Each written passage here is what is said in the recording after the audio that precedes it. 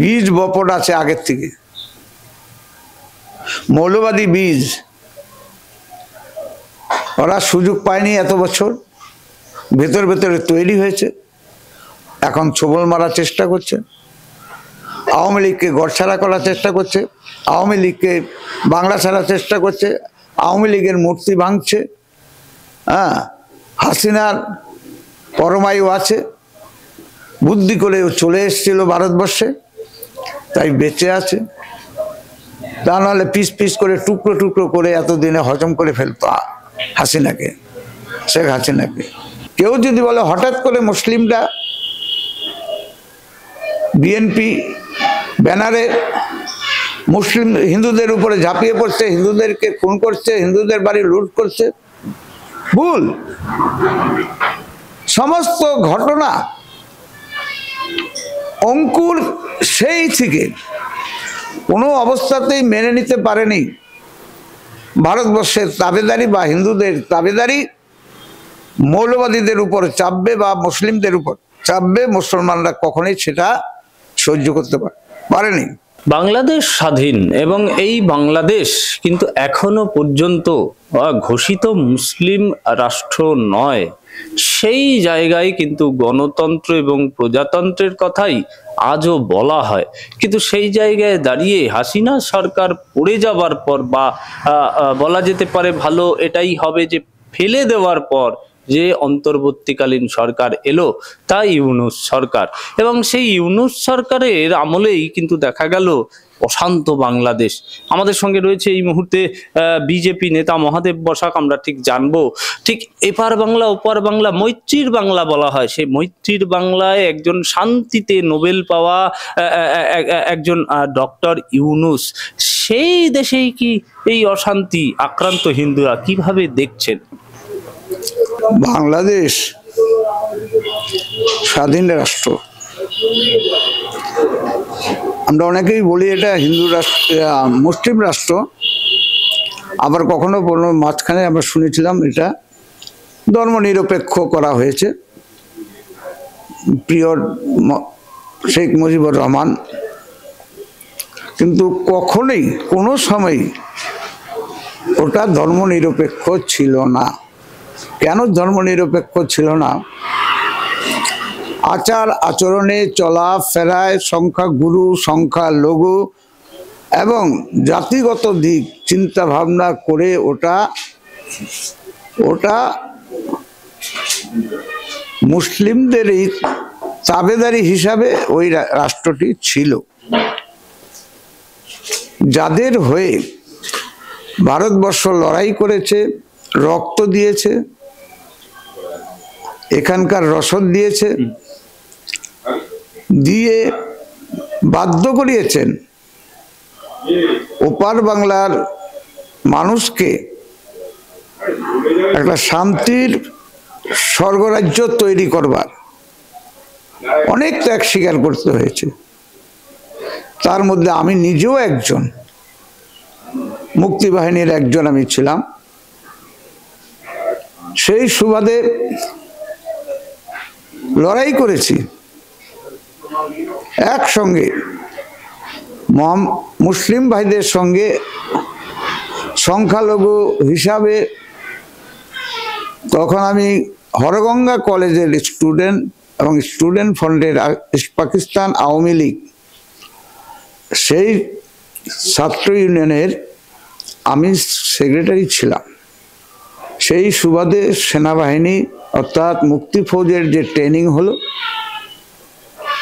Dhaka Munshiganj Harganga college ময়দান, সেখানে training হলো।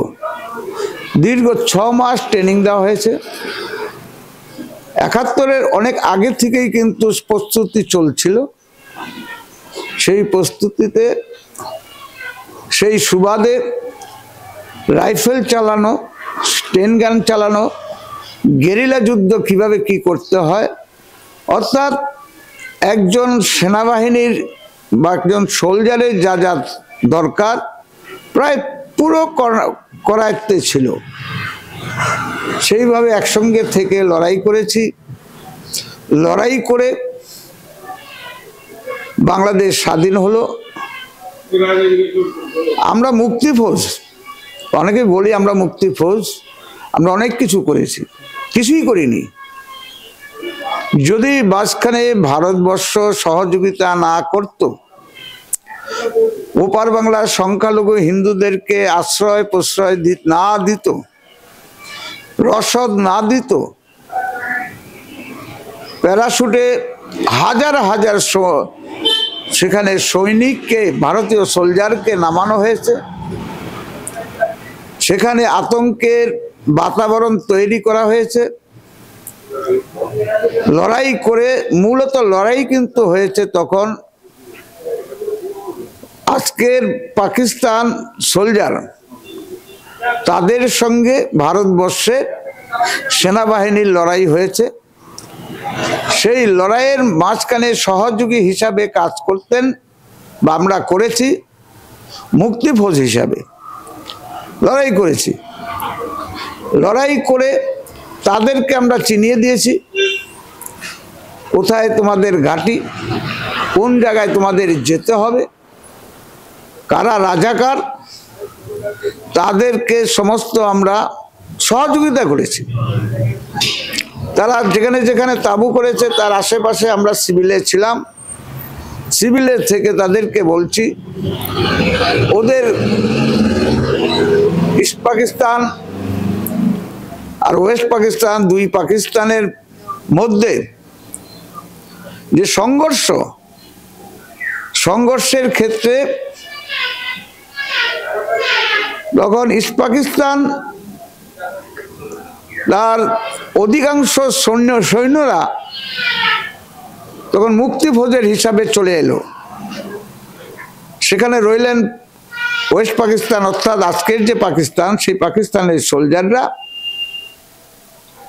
একতরফাভাবে তাদের অত্যাচারগুলোকে বাড়ালো। এই অত্যাচারগুলোকে বাড়াতে বাড়াতে এমন একটা চরম সীমানায় নিয়ে গেলেন যেখানে রেহাই পেলেন না আমার মায়েরা, বোনেরা। সংখ্যালঘু বেছে বেছে সংখ্যালঘুদের বাড়িতে বাড়িতে আক্রমণ, তাদের টাকা পয়সা লুট, তাদের বাধ্য করানো চাল ডাল সব কিছু সহযোগিতা করা, এমন এমন অন্যায় আবদার বাড়ি বাড়ি গিয়ে করেছে। এখন আমাদের ব্যাটালিয়নে 300 লোক আছে, এই 300 লোকের খানা 2 ঘন্টার মধ্যে বানিয়ে দিতে হবে। বাধ্য হতেন তার বাসেই রাত্রি 1টা, 1:30, 2টোর সময় খাবার ব্যবস্থা করা, খাবার তৈরি করা, ব্যবস্থা করে তাদেরকে এই সহযোগিতাগুলো নিতেন। তার বিনিময়ে এমন অনেক ঘটনা আছে, আমার নিজের যে ঘটনা দেখা, এক বাড়িতে ঢুকে সেই বাড়ির লোকগুলোর থেকে সহযোগিতা নিলেন, হিন্দু বাড়ি, তারা রান্না করে ঘরে যা ছিল সব কিছু খাইয়েছে। সেকেন্ডারি মায়েদের গায়ে হাত পড়ল, মানে তারা, আমি সেই ভাষাগুলো ইউজ করতে চাইছি না, করার পরেও তাদেরকে দাঁড় করিয়ে অবশেষ নির্বিচার গুলি করে তাদেরকে মেরে দিয়েছে। এগুলো আমি সাক্ষী। সে যদি কেউ জানতে চায় কোন বাড়ি, কোন মানুষ, সব অ্যাড্রেস ঠিকানা আমি বলে দেব। একটা নয়, দুটো নয়, হাজার হাজার ঘটনা আছে। এইভাবে অত্যাচার করে এর মাঝখানে যখন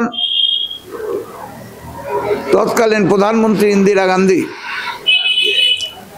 কিছু কিছু মতভেদ থাকা সত্ত্বেও মতের বিরুদ্ধে গিয়ে, অর্থাৎ ভারতীয় সেনাপতি সোলজার তার কিন্তু অমত ছিল, সরাসরি সংঘর্ষের অমত ছিল, তখন তিনি বলতে, ম্যাডাম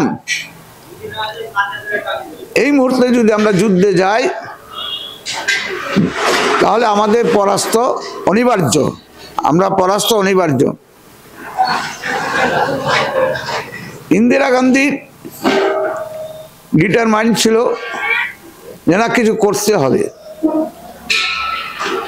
বৈধ হোক আর অবৈধ হোক, যারা যারা অনুপ্রবেশ করেছে ওপার বাংলা থেকে হিন্দুরা, যে ক্যাম্পগুলো, প্রথম মুহূর্তে আমি ছিলাম আগরতলা, আখাউড়া, সেখান থেকে আমি এলাম কল্যাণীতে আসার কারণ আমি ছিলাম তো আখাউড়া, ওই আমাদের মুক্তিভোজের যে তোফায়েল আহমেদের ডেরা বলুন, কাদের সিদ্দিকী ডেরা বলুন, সেই ডেরাতে ছিলাম। বয়স তখন অল্প। হঠাৎ করে আমি সংবাদ পেলাম আমার পরিবারের লোকজন জীবিত আছে। তারা দর্শনা সীমান্ত পার হয়ে কল্যাণীতে নিয়ে আশ্রয় নিয়েছে। কল্যাণী, গয়েশপুর, এখানে অনেক কয়েক হাজার তাঁবু তৈরি হয়েছিল। হাজার হাজার আমার হিন্দুরা ছিল। তাদের রসদ, খাওয়া দাওয়া সব কিছু ভারত সরকার দিয়েছেন। একদিন ইন্দিরা গান্ধী সেই তাঁবুতে এসে একদিন বললেন, খুব বিনয়ের সঙ্গে বললেন যে আপনারা কোনো চিন্তা করবেন না, আপনাদের আশ্রয়, আপনাদের ভরণ পোষণ, আপনাদের সব কিছু যথাসাধ্য আমরা চেষ্টা করব। এই যে সহানুভূতি, এই যে সহযোগিতা, যে দলেরই হোক, আমরা হয়তো রাজনীতির মঞ্চে উঠে কংগ্রেসের বিরুদ্ধে বলি, কিন্তু তখন ইন্দিরা গান্ধী কংগ্রেস হতে পারে, তখন তো ভারতবর্ষের প্রধানমন্ত্রী, আমারও প্রধানমন্ত্রী। ভালোকে ভালো বলবো, সেই হিসাবে যে অ্যাকশনটা নিয়েছিলেন খুব ফলপ্রসূ। আর যেটা সারা ভারতবর্ষ নয়, সারা বিশ্বের ক্ষেত্রে একটা সুনাম অর্জন করেছিলেন ইন্দিরা গান্ধী। এদেরকে বিপদের মুখে আশ্রয় দিয়ে, প্রশ্রয় দিয়ে আজকে যে পরিস্থিতি, এই পরিস্থিতি কিন্তু সূত্রপাত সেখান থেকেই। কেউ যদি বলে হঠাৎ করে মুসলিমরা বিএনপি ব্যানারে মুসলিম হিন্দুদের উপরে ঝাঁপিয়ে পড়ছে, হিন্দুদেরকে খুন করছে, হিন্দুদের বাড়ি লুট করছে, ভুল। সমস্ত ঘটনা অঙ্কুর সেই থেকে কোনো অবস্থাতেই মেনে নিতে পারেনি ভারতবর্ষের তাবেদারি বা হিন্দুদের তাবেদারি মৌলবাদীদের উপর চাপবে বা মুসলিমদের উপর চাপবে। মুসলমানরা কখনোই সেটা সহ্য করতে পারেনি। ভেতরে ভিতরে অগ্নিস্ফুলিঙ্গ ছিল তাদের ভিতরে, এটা আমরা বুঝতাম। আমি প্রতিবার বাংলাদেশে যাই, ঢাকায় যাই, বিশেষ করে 21শে ফেব্রুয়ারি, আমার ভাইয়ের রক্তে রাঙা 21শে ফেব্রুয়ারি। সেই যে 21শে ফেব্রুয়ারির অনুষ্ঠান চোখে না দেখলে বুঝতে পারবেন না। সারা বিশ্ব থেকে লোক আসে, ভোর 4টে থেকে সেখানে প্রভাত ফেরি, মানুষের কান্না, মানুষের হাসি, সব কিছু মিলিয়ে এই ভাষা আন্দোলন খুব দেখার মতন জিনিস। যাই হোক, আমি আমার বন্ধু বান্ধব অনেকে আছে ওখানে, এখনো আছে, তাদের সঙ্গে ফোনে যোগাযোগ হয়। সে হিন্দুও আছে, মুসলিমও আছে। তারা গেলে আগে কেঁদে জড়িয়ে ধরে, তুই কেন আমাদেরকে ছেড়ে চলে গেলি? কিসের তোর অভাব? তোর বাড়ি, তোর ঘর, তোর জায়গা, তোর জমি আমরা ব্যবস্থা করে দিচ্ছি, তোরা চলে আয়। তবে ব্যাখ্যা করতাম না, শুধু খালি এইটুকু বলতাম যে তোফাজ্জল, তুই তো বলছিস হৃদয়ের টান আছে, তাই বলছিস চলে আয়। একসঙ্গে চলেছি, একসঙ্গে খেলাধুলা করেছি, একসঙ্গে স্কুলে পড়েছি, একই কলেজে পড়েছি, সব টান থাকা স্বাভাবিক। কিন্তু একটা স্মরণ করে দেখতো, আলাউদ্দিন কথাটা যেটা বলেছিল ওই দিন, ওই কথাটার মধ্যে কি কিছু নেই? তখন বলতে কি কথা?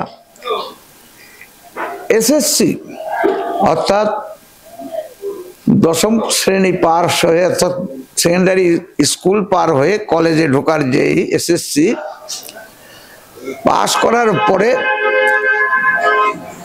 বিকেলে হাঁটতে হাঁটতে বেরিয়েছি, তখন আমি বললাম এই আজকে একটু ভালো মন্দ খাওয়া যাক। তো বলে কেন আমরা খাওয়াবো?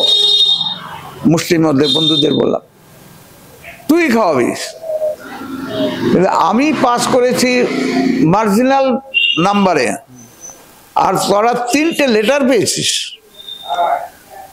তুই খাওয়াবি না আমি খাওয়াবো?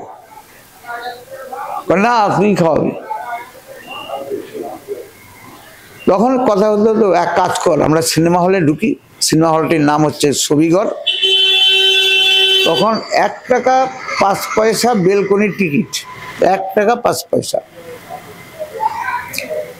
যে আমরা 5 জন আছি, তুই 5টার টিকিট কর, আমরা সিনেমা দেখি।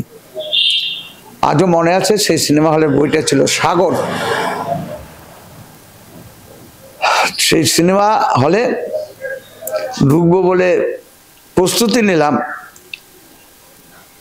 তখন তোফাজ্জল বলছে না রে তোদের সঙ্গে চলা যাবে না। আমি তো এক কাজ কর, হলের সামনে তখন শীতকাল, সিদ্ধ ডিম, হাফ বয়েল ডিম বিক্রি হতো, 10 পয়সা একটা ডিমের দাম। 5 জনে 5টা ডিম কিন। তখন নতুন পয়সা সবে বেরিয়েছে যে 5টা মানে 50 পয়সা ডিম কিন। তখন তোফাজ্জল বলছে না রে ডিম তোদের খাওয়াবো না। কেন? তোরা মালাউনের বাচ্চা। মালাউন মানে বিধর্মী, বিধর্মী ওরা মুসলিমরা বলে মালাউন, এটা আরবি শব্দ। তোরা মালাউনের বাচ্চা, ডিম খেলে তোদের শক্তি বৃদ্ধি হয়ে যাবে, তখন তোদের সঙ্গে জুঝে পারবো না। চল 1 টাকা 5 পয়সা করে সিনেমাই দেখাবো। 1 টাকা 5 পয়সা খরচ করে সিনেমা দেখাবি, অথচ 10 পয়সার ডিম খাওয়াবি না? কয় না, ডিম খাওয়ালে তোদের দৈহিক বল, মেধা শক্তি, সব শক্তি বৃদ্ধি পাবে, আর সিনেমা দেখালে তোদের নৈতিক চরিত্র নষ্ট হবে, তার জন্য সিনেমা দেখাবো, ডিম খাওয়াবো না। এই হলো ওদের উক্তি। মুসলিমদের মানে মেন্টালিটিটা ওদের বোঝাবার জন্য এই কথাটা বললাম। সেদিনই বুঝতে পেরেছি যে এদের সঙ্গে ঘর করা যাবে না, এদের সঙ্গে মেশা যাবে না। আজ হোক কাল হোক এই পাকিস্তান ছাড়তে হবে। বাড়িতে এসে বলেছি এই ঘটনা। তাছাড়া বাংলাদেশে স্বাধীন হওয়ার পরে যত ঘটনা হয়েছে সব ঘটনার পেছনে কিন্তু একটা মৌলবাদী শক্তির একটা আস্ফালন আছে। হয়তো আইনের মারফত মুজিবুর রহমান ঘাতকদেরকে জেলে পুড়িয়েছে, কয়েকজনের অলরেডি ফাঁসি হয়েছে, কিন্তু কোনো মুসলমান এগুলোকে ভালো চোখে মেনে নেয়নি। স্বয়ং যিনি হত্যা করেছেন, মুজিবকে যিনি গুলি করে মেরেছেন, সেই ডাকনাম ডালিম, সেই ডালিম মারার পরে, ঘটনার পরে দীর্ঘদিন দেশ ছেড়ে বা বিদেশে চলে গেছিল। তাই হোক, ওকে এরে তাকে ফাঁসি দেওয়া হয়েছে, এবং কয়েকজনকে ফাঁসি দেওয়া হয়েছে। তখন এই ঘাতকের পক্ষে ছিল বাংলাদেশের মেজরিটি মুসলিম মনে মনে, কিন্তু ওরা জানে যে এখনই ফোর্স করলে আমাদের অসুবিধা আছে। আর এদিকে আমাদের হিন্দুরা, এটা বাইরে প্রচার হবে, প্রচার হলে বাজে লাগবে কথাটা শুনতে। আমি যেহেতু হিন্দু সেহেতু বলছি, আমরা লুবি, আমরা হিন্দুরা লুবি। আমরা চিনি অর্থ, অর্থ প্রত্যাশা নিয়ে দিনের পর দিন সম্পদ বাড়িয়েছি বাংলাদেশে। যার 10 টাকা সম্পত্তি ছিল সে 10 কোটি করেছে, 10 কোটি যার ছিল 500 কোটি করেছে, সম্পত্তি বাড়িয়েছে। তাহলে বাড়াতে বাড়াতে আর আচরণে ওরা বুঝে নিয়েছিল যে এটাই বোধহয় আমাদের স্বাধীন বাংলাদেশ, এখানে হিন্দু আছে, মুসলমান আছে, বৌদ্ধ আছে, খ্রিস্টান আছে, আমরা সবাই হরি হরাত্রা। কিন্তু বাস্তবে তা ছিল না। যেটুকু আমাদের সঙ্গে সম্পর্ক ছিল ওদের স্বার্থের জন্য, বৃহৎ ভারতবর্ষ, সীমান্তবর্তী এলাকা, এই ভারতবর্ষে মার্কেট বাংলাদেশের পক্ষে একটা বিশাল মার্কেট ছিল, বৈধ অবৈধ একটা মার্কেট ছিল। শুধু যে অবৈধ তা নয়, গো পাচার, বালি পাচার, কয়লা পাচার, সব পাচার। শুধু অবৈধ পাচার নয়, শুধু আমদানি রপ্তানির ক্ষেত্রে একটা বিশাল লাভবান ছিল বাংলাদেশ। তার মূল কারণ হচ্ছে বাংলাদেশ ছোট্ট দেশ। আমি যে সময়ের কথা বলছিলাম তখন বাংলাদেশে না সংখ্যা ছিল, জনসংখ্যা ছিল 7 কোটি, হিন্দু মুসলমান সব মিলিয়ে 7 কোটি। আজকে সেটা বাড়তে বাড়তে 19 কোটিতে দাঁড়িয়েছে। 19 কোটি বাংলাদেশি অধিবাসীর মধ্যে তখন ছিল প্রায় হিন্দুর সংখ্যা ছিল আজকে প্রায় 2.5 কোটির মতন হিন্দু আছে ওখানে। এটাকে 9 গুণ ছিল, 9 লক্ষ, সেখানে 9 কোটি হিন্দু ছিল ওই সময়ের কথা বলছি। আর সেই হিন্দুর সংখ্যাটা কমতে কমতে আজকে 2-2.5 কোটিতে এসে দাঁড়িয়েছে। কারণটা কি?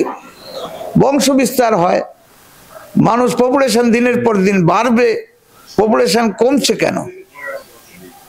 তার কারণ একটাই, বিভিন্ন অজুহাতে তাদেরকে ঘর ছাড়া করতো, বাড়ি ছাড়া করতো, পাড়া ছাড়া করতো। আর একটাই জায়গা বাংলাদেশ থেকে ভারতবর্ষ, এই বাংলায় এসে পড়তো। স্বাধীন বাংলাদেশ, মুজিবুর রহমান প্রধানমন্ত্রী, কেন তুমি আসবে? বুঝতে পেরেছে যে ওখানে থাকা যাবে না। যার যার পজিশন নিয়ে অনেকেই চলে এসেছে।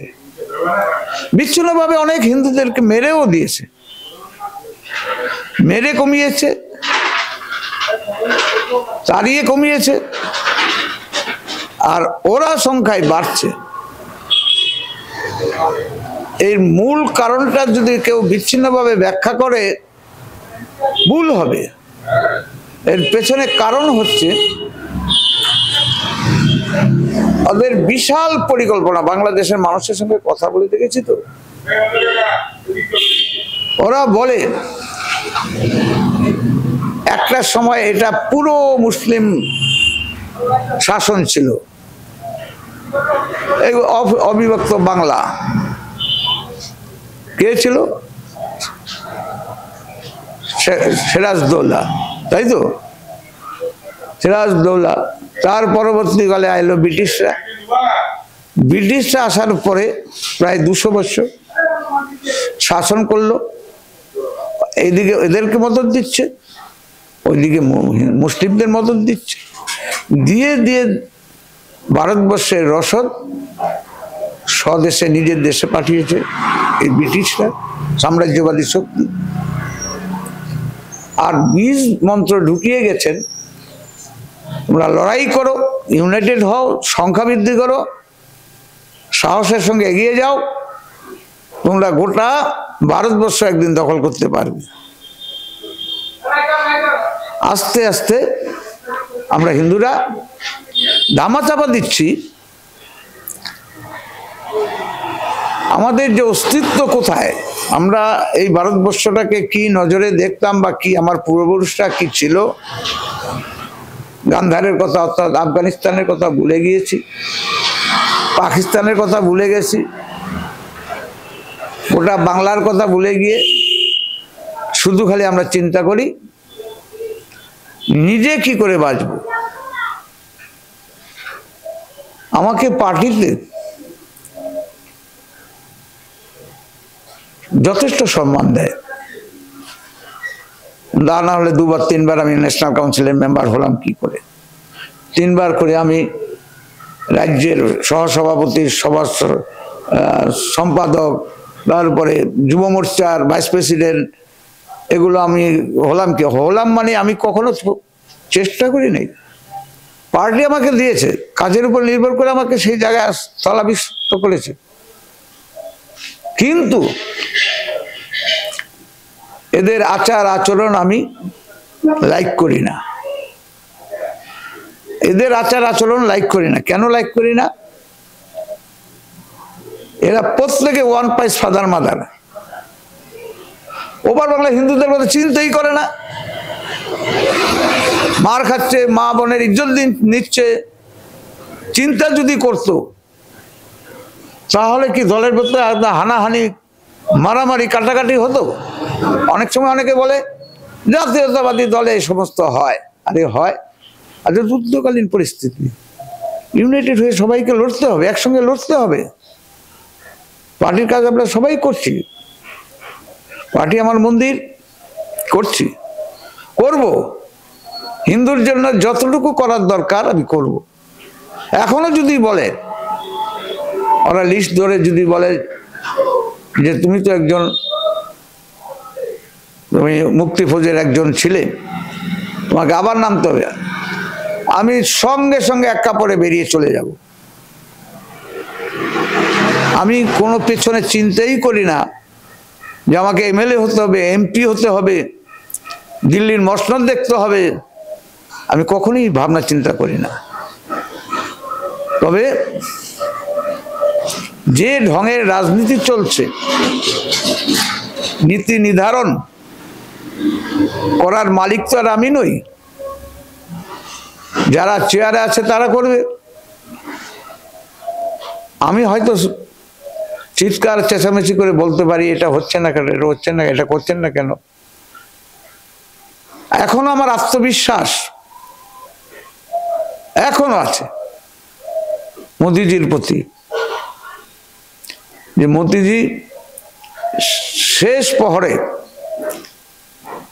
ব্যবস্থা একটা নেবে। প্রহরটা এমন হবে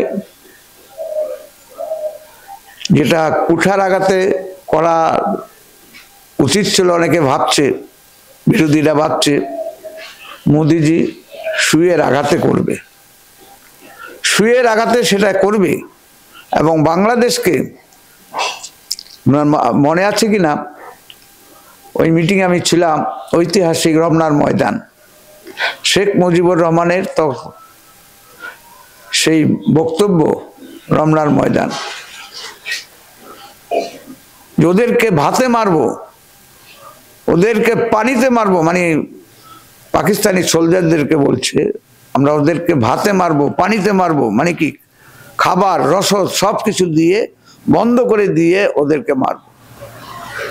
বন্ধ কি কি রাস্তা সেও বলেছিলেন ওই মিটিংয়ে, আপনারা খাজনা দেবেন না, ট্যাক্স দেবেন না, মানে সরকারের সঙ্গে অসহযোগিতা করবার পুরো ওপেন টু ওপেন এগুলোকে প্রচার করেছে। প্রচার করার ফলে ওরা নাজেহাল হয়েছে, রসদ বন্ধ হতে দিনের পর দিন আর একটা বিপাকে পড়ে গেছিল। একই জিনিস লক্ষ্য করে দেখুন এখনো হচ্ছে। এখন কিভাবে হচ্ছে?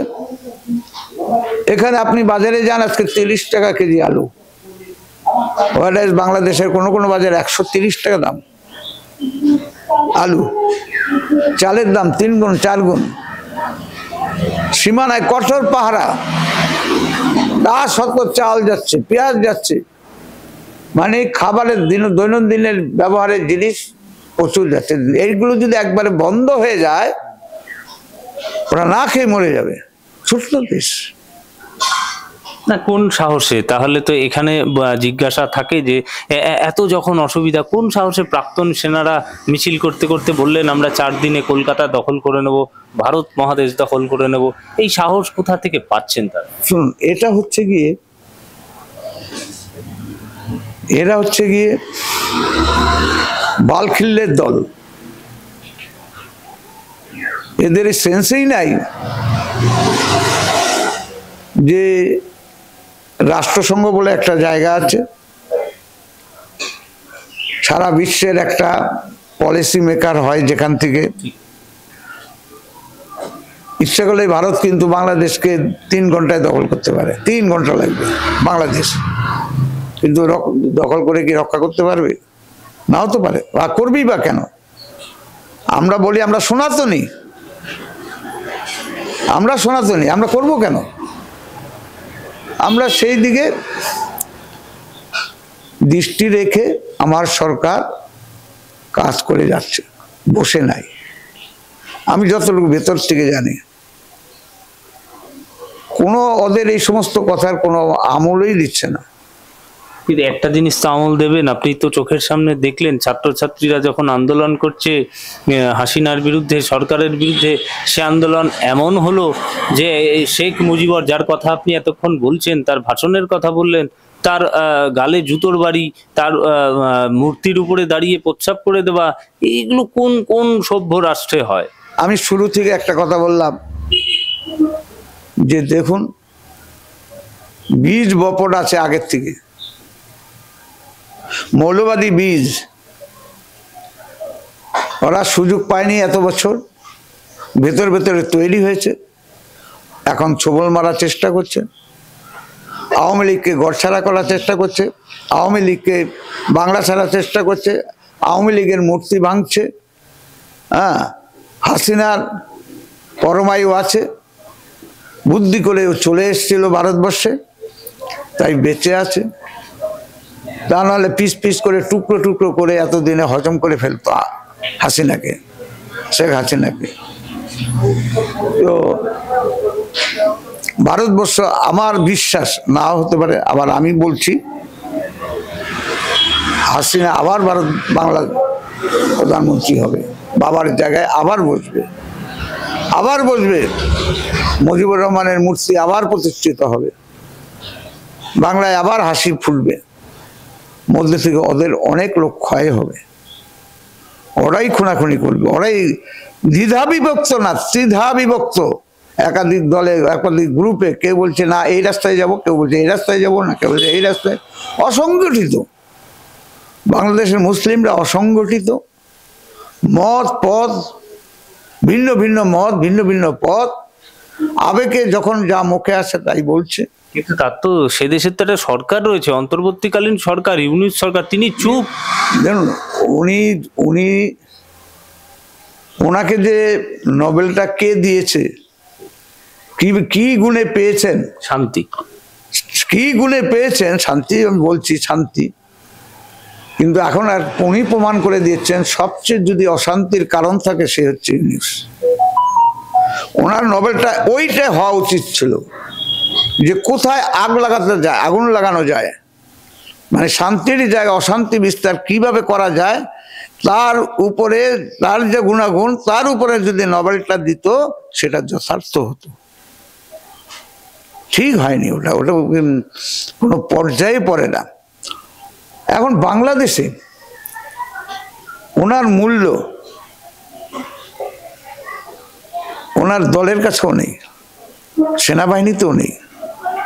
যে কোনো মুহূর্তে ওখানে গৃহযুদ্ধ হতে পারে, বিস্ফোরণ।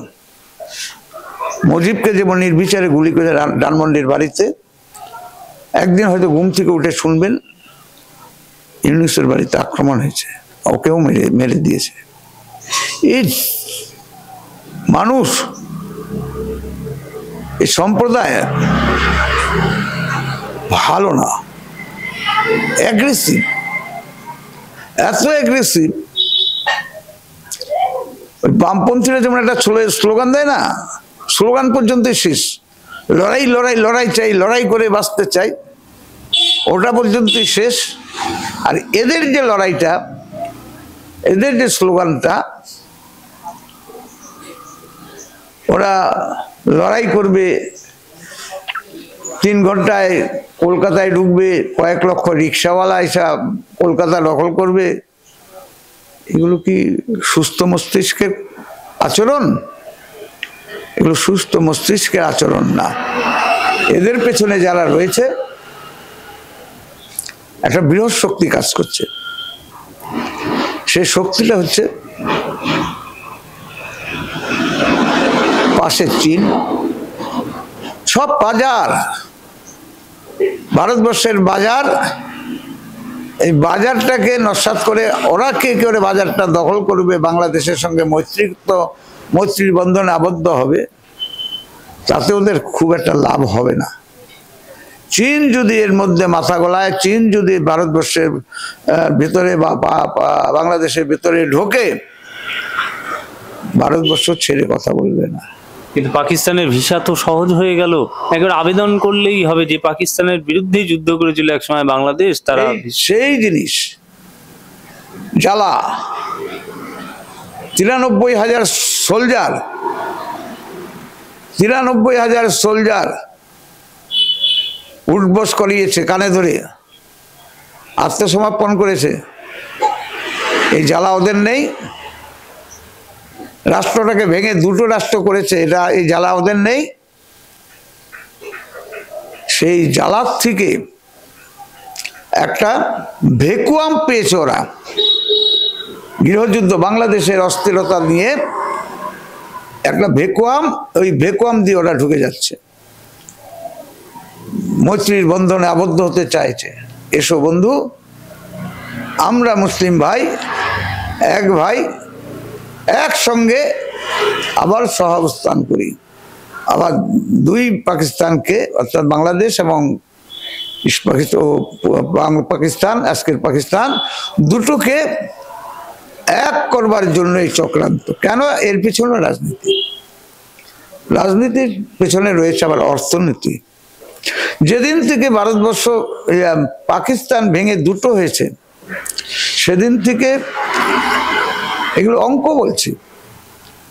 পাকিস্তান অর্থনীতিতে কাবু, জর্জরিত। ওদের জনসংখ্যা অনুপাতে ওদের দেশের যে ফসল, সেই ফসল নিজেদের ঘাটতি পূরণ করতে পারে না, তো আমদানি রপ্তানি করবে। গোটা ব্রিটিশ যাওয়ার পরে ধর্মের ভিত্তিতে পাকিস্তান তৈরি হওয়ার ফলে, সংখ্যাধিক্যের ভিত্তিতে পূর্ব পাকিস্তান পশ্চিম পাকিস্তান হওয়ার ফলে, ওই পূর্ব পাকিস্তানের উপরে শোষণ, বরাবর শোষণ ছিল। অর্থনীতি কার? ওই বাংলার, পূর্ব পাকিস্তানের। বিদেশি মুদ্রা আনছে কে? পূর্ব পাকিস্তান। ভোগ করছে কে? পশ্চিম পাকিস্তান। দাবিদারি করছে কে? ওরা।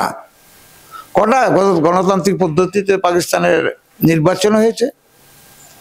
যখন যে সুযোগ পেয়েছে, সেনাবাহিনী, কখনো আইয়ুব খান, কখনো ইয়াহিয়া খান, এইভাবে ওরা শাসনতন্ত্রটাকে চালিয়ে এসছে। তাতে মানুষের মধ্যে খুব দুঃখ প্রচন্ডভাবে দানা বেঁধেছিল। অনেক অপরাধ আছে, অনেক আমার বিরোধ আছে, মতবিরোধ আছে। শেখ মুজিবুর রহমানের সঙ্গে জুলফিকার আলী ভুট্টোর সঙ্গে অনেক মতবিরোধ আছে। তা থাকা সত্ত্বেও জুলফিকার আলীকে, ভুট্টোকে যেভাবে ফাঁসি দেওয়া হয়েছে, গণতন্ত্রের গ আছে ওর মধ্যে। ভারতবর্ষ হলে এটা সম্ভব হতো? প্রয়োজন মনে করছে ঝুলিয়ে দিয়েছে, হত্যা। কিন্তু জুলফিকার আলীকে হত্যা করেও কিন্তু ওরা অত্যন্ত ভুল করেছে। পাকিস্তানের অর্থনীতির ক্ষেত্রে একটা বিশাল ক্ষতি হয়েছে। আজকে বাংলাদেশে বুঝতে পারছি যে ভারত ছাড়া বাঁচবে না। যেটা অমিত শাহ, আমাদের স্বরাষ্ট্রমন্ত্রী, বা বিদেশমন্ত্রী রাজনাথ সিং বা প্রধানমন্ত্রী নরেন্দ্র মোদী আগ বাড়িয়ে যেটা করবে, সেই কুয়া তো ওরা তৈরি করছে, ওরাই পড়বে এই কুয়াতে। আমরা কেন সারা পৃথিবীর কাছে ন্যাক নজরে যাব? আল্লাহ মেঘ দে, আল্লাহ পানি দে। এই বাংলাদেশের মুসলিমরা চিৎকার চেঁচামেচি করবে, খাবার দে, আল্লাহ খাবার দে। কয়দিন চলবে? যেতে দিন না, 3টি মাস ঘুরতে দিন। আর বাংলাদেশের অবস্থা অত্যন্ত করুণ অবস্থা হয়ে যাবে। হ্যাঁ, এখানে একটা কথা আছে, যে ভাইয়েরা গিয়েছে, যাদের বাড়ি লুট করেছে, হয়তো তাদেরকে ফিরে পাওয়া যাবে না, তাদের সম্পত্তি নিয়েছে। চিন্ময় কৃষ্ণ স্বামীর যিনি গ্রেপ্তার হয়েছেন, তার ওই আইনজীবী দাঁড়িয়েছিলেন রবীন্দ্র ঘোষ আর রমেন রায়, তাই মেরে হসপিটালে পাঠিয়ে দিলে কোন আইন আদালত বাংলাদেশে চলছে? একজন আইনজীবী তো তার কাজ করতে গিয়েছিলেন। এবং ডিক্টেটরশিপ বাংলাদেশের সর্বত্র, ছোট বড় সব রকম কেসে এই ডিক্টেটরশিপ চলছে। হবে না, করতে দেব না, থাকতে দেব না, ছেড়ে দিয়ে চলে যেতে হবে, আমাদেরকে দিয়ে যেতে হবে। যাবি না, খুন করে দেব। এটা কি? আমার 14 পুরুষের ভিটে মাটি সব আমার, আর আমাকে আপনাদের নিউজে তো আসে না। আমার সঙ্গে প্রতিদিন আমার যারা রিলেটিভ ওখানে আছে তাদের সঙ্গে কথা হয়, তারা বলে এখানে বেছে বেছে একটা দল গঠন হয়েছে। শুনেছেন কোনোদিন এই দলের নাম? হ্যাঁ, অজ্ঞান পার্টি। অজ্ঞান পার্টি নাম শুনেছেন? শুনেন নাই। অত্যন্ত গ্রামে গ্রামে এই দলটা খুলেছে। বেছে বেছে যাদের রসদ আছে, টাকা পয়সা সোনা দানা যা আছে, তাদের রাতের অন্ধকারে তাদের বাড়িতে গিয়ে ক্লোরোফর্ম করছে, অজ্ঞান করে দিচ্ছে, করে দিয়ে যেখানে যা আছে সমস্ত লুটপাট করে নিয়ে চলে যাচ্ছে। টাইপ অফ নকশাল করছে। তো অনেক কথা, অনেক জিনিস উজ্জ্বল থাকছে, প্রকাশ পাচ্ছে না। সীমান্তে কি চোরাচালান বন্ধ হয়ে গেছে? একটুও না। আসল চোরাচালান কি বন্ধ হয়েছে? বন্ধ হয়নি। আমি প্রমাণ করে দেব। অনেক কেরিয়ারের কাজ করে কি বলুন তো? কেরিয়ার বোঝেন? এক জায়গা থেকে এক জায়গার মাল বহন করে নেয়, মাল বহন করে নিয়ে যায় এক জায়গা থেকে আরেক জায়গা। আপনি দেখছেন ওটা গরু, গরু লরি ভর্তি গরু পাচার হচ্ছে। 10 কোটি টাকার গরু গেছে। 10 কোটি টাকার গরুর সঙ্গে 100 কোটি টাকার অন্য রসদ আছে। সেই গরুর পেটে সেগুলোকে ঢুকিয়ে দেওয়া হচ্ছে। সেখানে সোনা, মূল্যবান ধাতু, প্রসাধনী জিনিস, দামি দামি যন্ত্রাংশ, ছোট ছোট জিনিস, তাদের জনি দিয়ে সেগুলোকে ঢুকিয়ে দিয়ে সেই জিনিসটাকে ওপার বাংলায় নিয়ে নিরাপদ জায়গায় নিয়ে সেটা সেখানে তাদের মতন তারা ব্যবহার করছে। সেটাকে বলে আমরা বলি কেরিয়ার। মানে গরুটা ক্যারি করছে ওই পণ্য, এর সঙ্গে যুক্ত সমস্ত মানুষ, সারা ভারতবর্ষের সমস্ত মানুষ। ওরা কিছু কিছু অনেকে জানে, অনেকে প্রকাশ করে না। হ্যাঁ, এই মুহূর্তে যে আমি কথাটা বললাম, অনেকে বলবে যে এটা হয় নাকি, এটা হয় নাকি। যদি কেউ তর্ক বিতর্ক করে আমি প্রমাণ করে দেব। একটা গরুকে আপনি 20 কিলোমিটার হাঁটাতে পারবেন, 20 কিলোমিটার হাঁটাতে পারবেন, তার ভেতরে 20-25 কেজি তার পেটে সোনা ঢুকিয়ে দিয়ে হেঁটে যাবে গরু, অনায়াসে হেঁটে যাবে। বুঝলেন? আমি নিজে গরু পালতাম, আমার নিজের গরুর আঁকড়া ছিল, গরুর পাল ছিল, 35টা গরু ছিল আমার নিজের গৃহে। গরুর যে বাচ্চা হয় দেখবেন সামনের পা দুটো আর মাথাটা একসঙ্গে আসে। অটল বিহারী বাজপেয়ী যখন আমার বাড়িতে এলো, হসপিটালে দেখা করলো, ঘোলা হসপিটালে, সেই ঘোলা হসপিটালে বসে আছি, বেডে বসে আছি, জানালা দিয়ে দেখছি যে মাঠে একটা গরু ঘাস খাচ্ছে। এই ঘটনা অনেকেই জানে, ঘাস খাচ্ছে গরুরা, অথচ অর্ধেকটা গরুর বাচ্চাটা বেরিয়ে এসছে গরুর পেট থেকে। আমি বেড থেকে লাফিয়ে উঠে গিয়ে মাটি, যে দুব্র মাটি, মুড়ে মেঝে হাতটা এভাবেই করে, বুঝলে, মানে বালু মাটি এই করে আস্তে করে বাচ্চাটা মাথাটা ধরে, আমি জানি তো কায়দাটা, আমার এগুলো অভ্যাস আছে, আস্তে করে টেনে বাছুরটাকে বের করে দিলাম। গরু কিন্তু ঘাস খাচ্ছে, গরু ঘাস খাচ্ছে, আমি বাছুরটাকে বের করে দিলাম। আর বাছুরটা যেই বেরিয়েছে সঙ্গে সঙ্গে লাফে দাঁড়িয়ে গেছে, দাঁড়িয়ে মায়ের বাটে গিয়ে মুখ দিয়ে দুধ খাচ্ছে। কথা বুঝছে? যাই হোক, এই যে ঘটনাগুলো, এই ঘটনার কে উদ্ঘাটন করবে, কে এর বিচার করবে, কে এর সংশোধন করবে? এখনো পর্যন্ত আমি দেখছি না। যদি অন্য রাজ্যের অন্য আমার কেন্দ্রীয় নেতৃত্ব এগিয়ে এসে কিছু করে তো হবে। আমার আস্থা নেই, আমার আস্থা নেই, পরিষ্কার বলছি।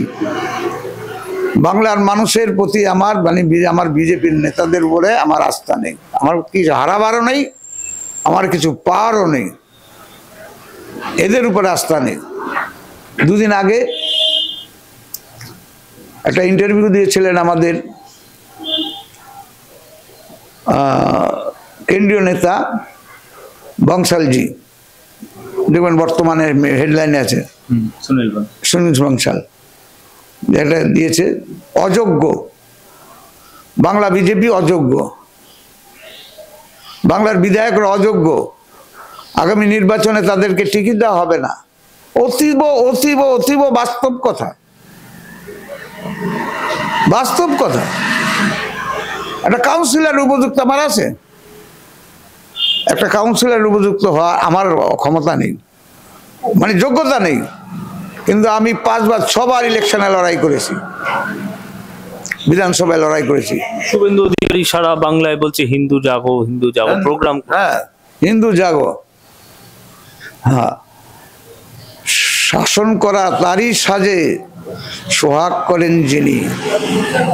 শাসন, তুমি যা তুমি বলছো, তুমি আয়না দিয়ে মুখ দিয়ে দেখো তো, তুমি কে? তুমি কে?